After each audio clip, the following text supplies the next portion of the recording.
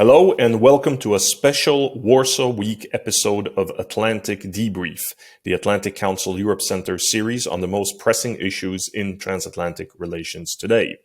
This week, we're celebrating Warsaw Week, a week-long series of programming on the ground in Warsaw and available virtually to our international audience, dedicated to highlighting the importance and significance of US-Poland relationship and Poland's role in Europe and beyond.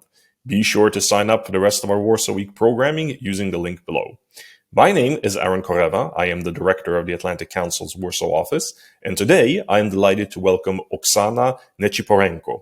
Oksana is the head of the board of the GoGlobal NGO, the co-founder of Masha Foundation and Saved Foundation, and when we first met, Oksana was the founder of the Crisis Coordination Center at the Ukrainian Embassy in Warsaw. Oksana, great to have you and welcome to the program.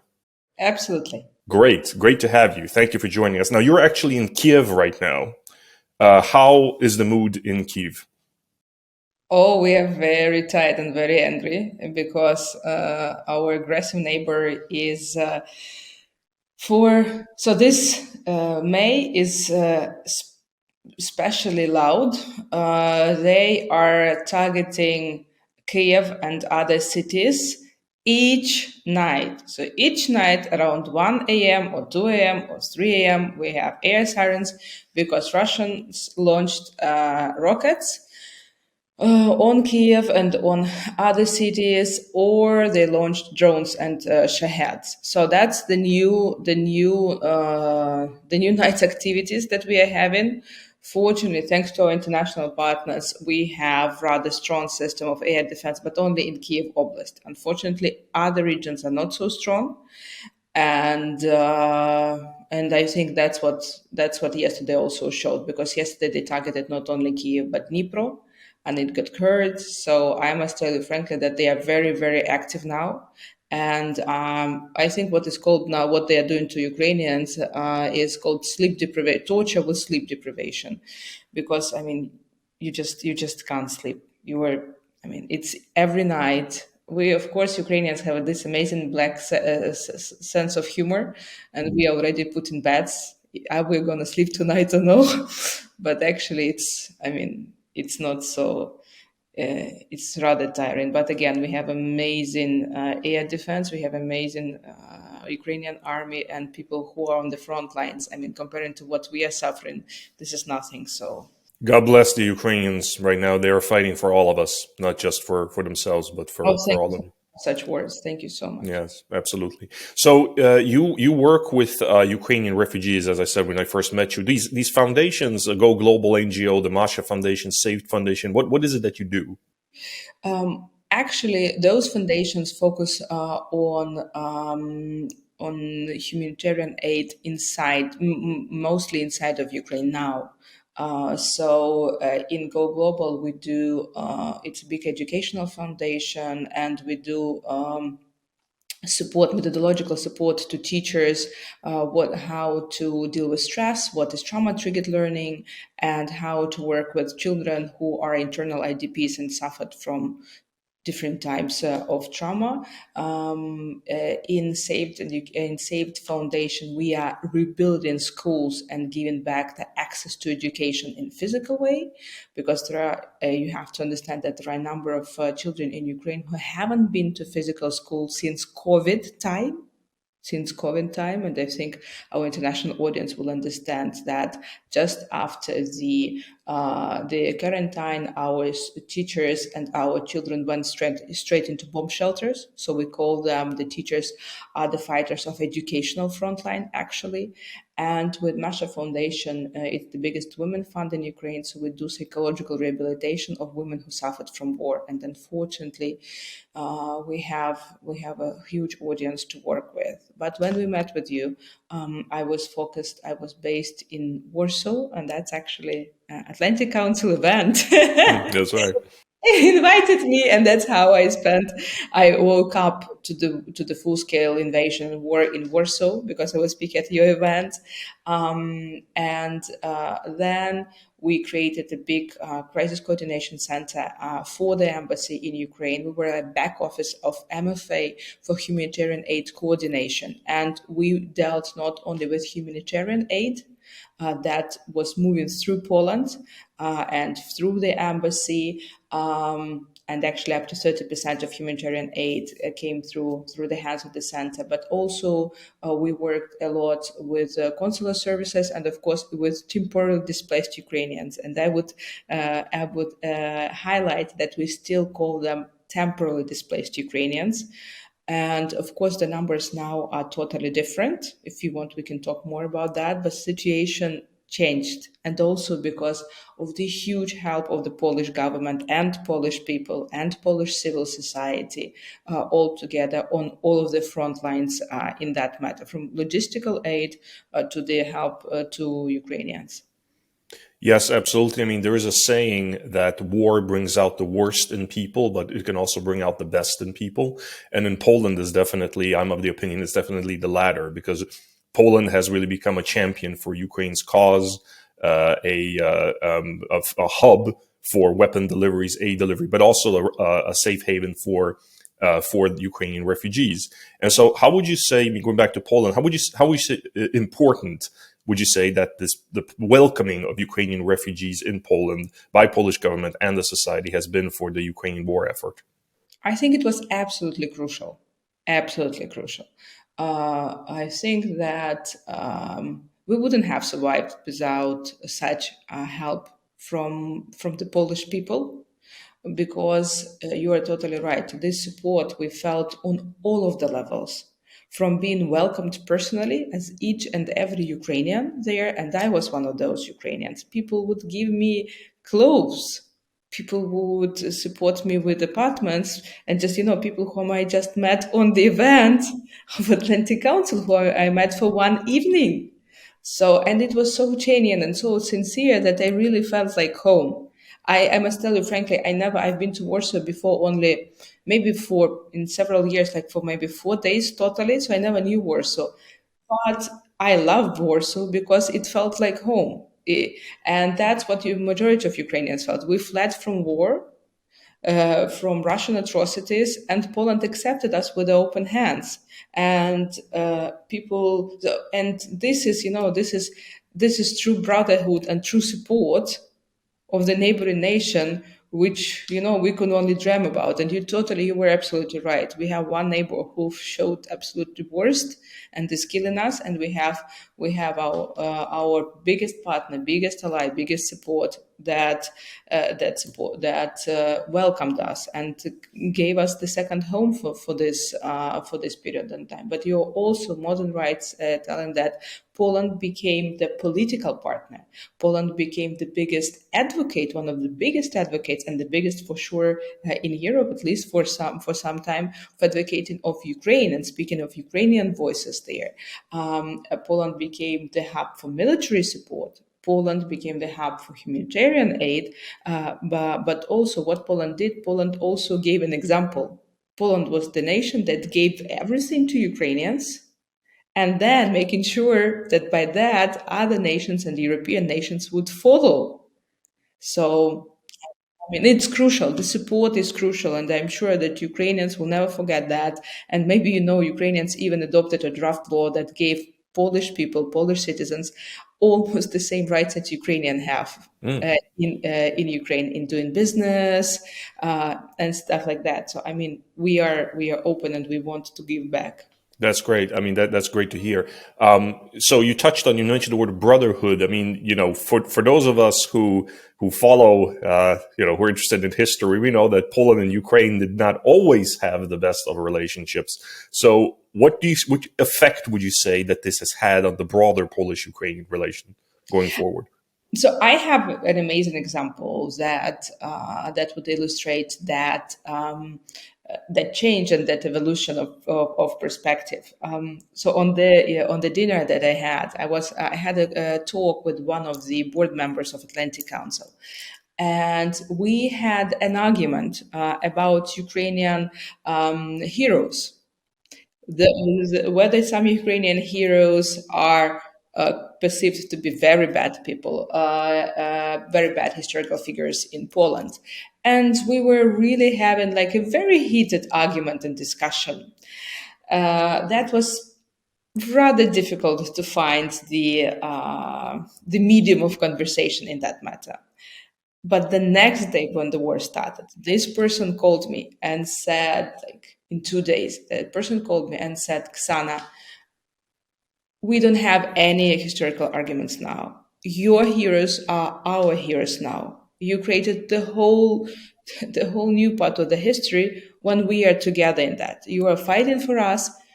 We are in awe of what you are doing. We understand you more than anybody else, because that's exactly what Poland was saying before the full-scale invasion. Poland was one of the nations who were saying never to trust Russia, never to trust none in the military, but not also in economic way, in the gas and other relations. And he said, now all the world understands us, but only you are fighting for us. But that phrase that we don't know, we don't have now historical grievances because we are building the new history together, I think that's what absolutely important. So of course we will still have some historical different readings and different texts, but for sure now we have much more that unites us than divides us. Absolutely. I mean, I think that definitely when Poles look at what Ukraine is going through right now, they say, that used to be us, right? And when I Absolutely. went over to Rzeszów, which is over there on the border, the people who live there, I mean, a lot of them have, they speak Polish, but they have Ukrainian sounding names, and they're like, this border is artificial. These are our people. These are us. There's no difference here. So that's Absolutely. it's wonderful, wonderful to And hear. even more, Polish people also understand that if not Ukraine, they would be the front Yeah, line. absolutely. Absolutely.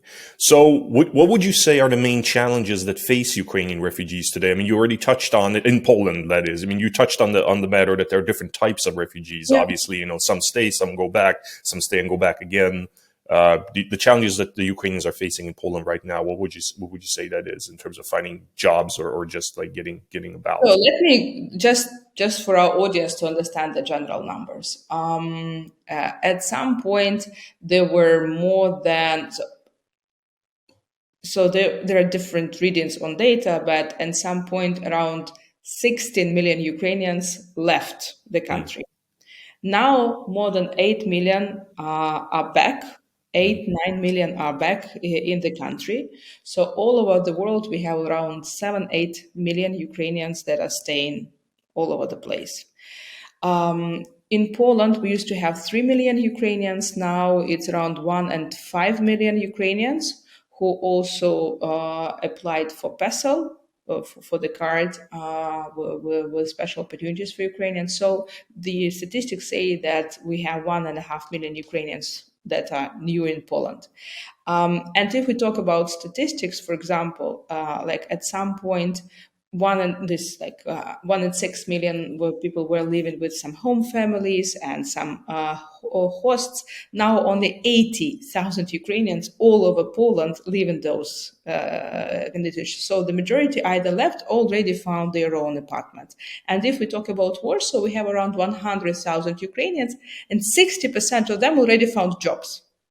So this is what unique, because we have this huge statistics of how many taxes Ukrainians have paid in Poland. So the difference is that those Ukrainians who are in Poland, they are Ukrainians who are trying to be self-sufficient, find works, learn language, send children to school. We also do understand with you that around 90% of them are women and children. And again, they still try to find work and working. So the major challenges, of course, for Ukrainians is that those who are there for children, the educational year is now being over. So majority of them are taking decisions whether they come back to Ukraine or they send children for the next year in school. And also for us as Ukraine, we understand that the longer Ukrainians will stay in Poland, the less of them will come back. So for Ukrainians, that's one of the biggest challenges ever. For us, then how to make sure that those people are coming back to Ukraine. For Polish government, they have here of course, a little bit other interest, because they are interested in those Ukrainians who are educated and working and self-sufficient. But again, Also to make sure that it doesn't put a pressure on their social budget and on the economy. So this is like a macroeconomic understanding. But if we are talking about Ukrainians, the major challenges, I think that we already don't have this first humanitarian aid needs that we used to have in the first months, or that we used to have when we had very cold and very dark autumn and winter, when Ukrainians were running also from that. So now it's already these challenges of finding your place, finding, like, integrating into the society, finding the jobs, because again, the ones who are staying understand that they are there probably not for several months, but for a longer period of time. And this is also the challenges for Polish people too, because they opened their hearts and their homes, but they also, there are some people who are thinking whether Ukrainians are added value to the society or not. According to the majority of polls, Polish people perceive Ukrainian good. Yeah. But of course, now because of the political game started and elections are running, we know that there is a political party that are trying to play on anti-Ukrainian. Yeah, it's uh, unfortunate. yes, yes, but again, it's minority. That is good. So that's already, the bigger challenges of a longer period of time, having another nation in such quantity living in, like, on the territory of Poland. Yes, absolutely. I mean, you hear Ukrainian spoken, all over the place in Warsaw Everywhere. and yeah, everywhere, and and flags and all that. And I used to come to Warsaw a lot, when I was younger in the '90s. I mean, there was no. I mean, there've always been Ukrainians in Poland for sure, but not like this. It's a little bit different. Now, you touched on this as well, but I mean, I read last week that yes, support for Ukrainians and for Ukrainian refugees in Poland remains high. But it has declined. It has declined. I mean, about 10%, and interestingly, mostly among young women in Poland. Probably may have something to do with schools and the socialism and all that. School, social, and actually, again, around 90% of people who came to Poland are women. So probably. Yeah, that's probably. So, what would you like? Would you say there's a way of sort of keeping these support numbers high? What can be done? Let me rephrase that. What can be done in order to make sure that the support for Ukrainians remains high in Poland? Is there something that it could be done better? You think? Because I mean, a lot of good things have happened, but a lot of good things have been done, but we can't rest on laurels or anything. It's a continuous work. I think that it's very also important to understand that this issue of on anti-Ukrainian narratives are being played by several actors.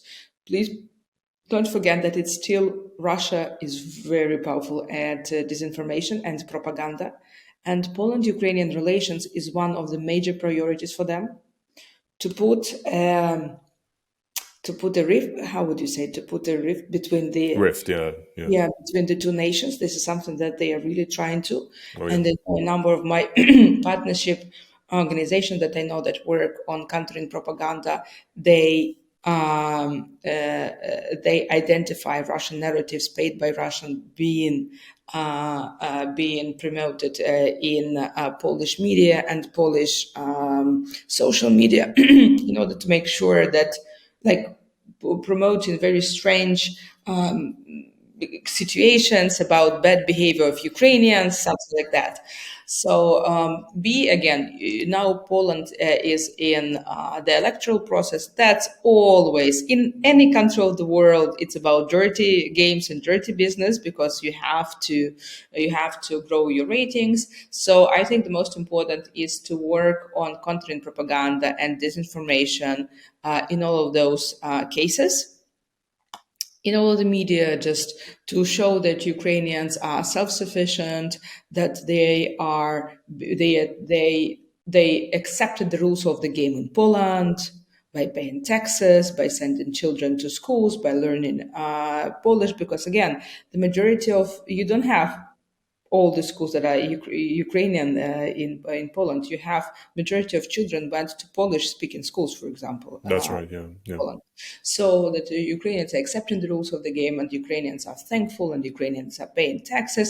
So some good stories of cooperation when we open businesses and stuff like that. So I think the informational frontline in Poland is still very important. And talking about that and showing the examples of this cooperation, that is the most important. That is the most important. That's what we can do. Absolutely. The importance of positive stories. That is a good note to end on. Thank you so much, Oksana. That's all we have time for today. Best of luck, and I hope to see you soon. Either in Warsaw or in Ukraine, actually. We'll see. In Kiev, no, I'm in yes, Kiev. in Kiev, exactly. That's the best place to be now. That's right. That's what I hear. Thank you so much for joining us. That's all we have time for today. You can follow along our work on Twitter at AC Europe, and you can keep up with our specific Warsaw programming using the hashtag AC Warsaw Week and sign up for our other events below. Thank you so much. Goodbye.